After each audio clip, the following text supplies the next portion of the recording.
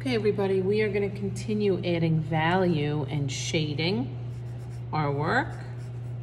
So let's see, shading practice. Take a look at the shaded forms and then shade the shapes beside them using a similar light source. Remember to shade the shadow. Shadows generally start darkest at the edge of the object and get lighter as you get further away from the object. So if our light source is coming here, that means the shadow is gonna come off of that. So you're gonna have your regular number 2 pencil. I also have a deep shading pencil. If you don't have a deep shading pencil, just use your number 2 pencil. It's not a big deal. But we can see it's really dark here because no light is hitting that area at all. So I can use the side of my pencil. I can use a tip of my pencil. But something I noticed when I was grading the value charts was some of you were still struggling a little bit with getting smooth transition of value.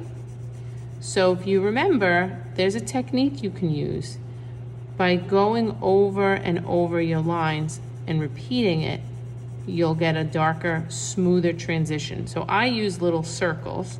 It doesn't have to be little circles, but I find that that works very, very well to build up my value.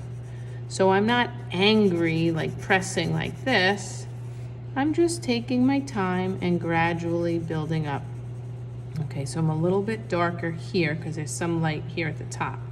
So I'm gonna get a little bit darker down here at the edge.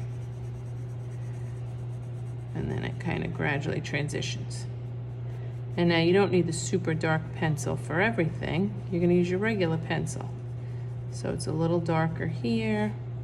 It's a little darker here,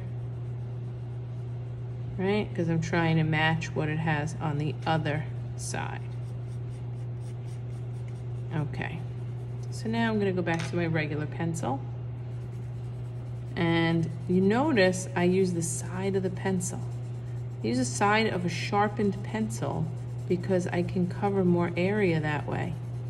And now how am I getting the really light values? I'm barely pressing on the pencil.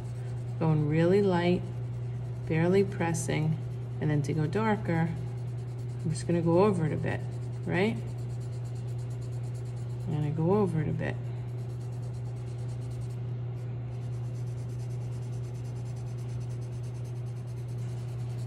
And you just wanna kind of get a gradual transition. So some of you, I think, might have jumped ahead and did this already. So if you did that, you're gonna go and check your work, okay? Because I'm looking for a gradual transition between the values, okay? So we're gonna do that for each one of these. Now this one didn't photograph really well. So I'm gonna again use the side of my pencil and I'm gonna kind of curve around here. And again, I'm doing little light circles. Barely press on the side to get the light value. And then I have my cast shadow. And the cast shadow gets lighter as you get further away from the object. Darker. And this one I'll just do with a regular pencil, just so you can see it can be done. Okay. So what we're trying to do is create the illusion that these are 3-dimensional. Because they're not, they're just flat, they're 2D. They're flat on paper. But to make your drawings come alive and look and appear like they're coming off the page, we have to have value changes. If you remember, a value, the value is the degree of lightness or darkness in something. So this is a value, this is a value, a really dark value. And I'm getting the dark value by layering over it and taking my time.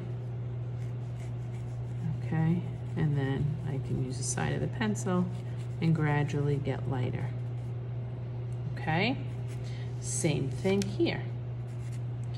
And when you're shading, you want to think about the shape that you're shading and the direction that you should shade.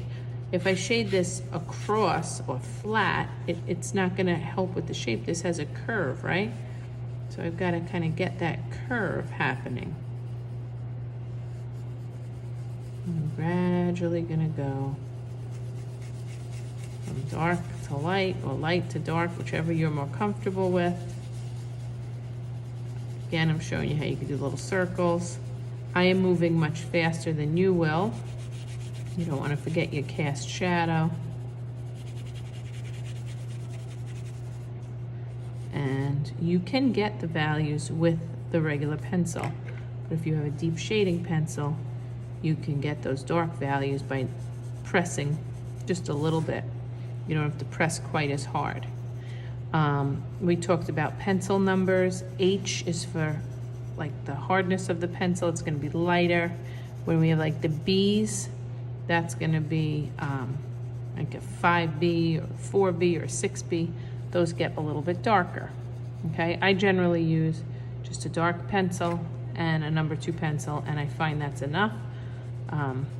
I'm also not really a big mechanical pencil person because I tend to press too hard and I break them. But if you're comfortable with that, that's fine. But you want to avoid having lots of lines in your work. You want it to be a smooth, gradual transition. Not too dark, not too light. Okay, so this would be this page, and I could go back and make some adjustments. If I go too dark, all I have to do is go in with my eraser. So this is a 1 page we're going to work on. Okay, and it says, now that you've shaded various forms using blending techniques, try using stippling to create the illusion that it's 3-dimensional. So what I would do is I would use pen. I think pen is much easier. So I'm going to grab a pen. You can use a regular ballpoint pen. I'm going to use a nice Pilot pen.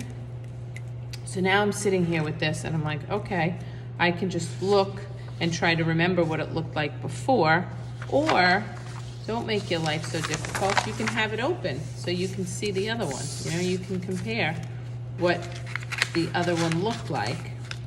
So if I'm stippling, if we remember, stippling is dots. And the more dots and the closer the dots, then the darker it's going to be. So to get it lighter,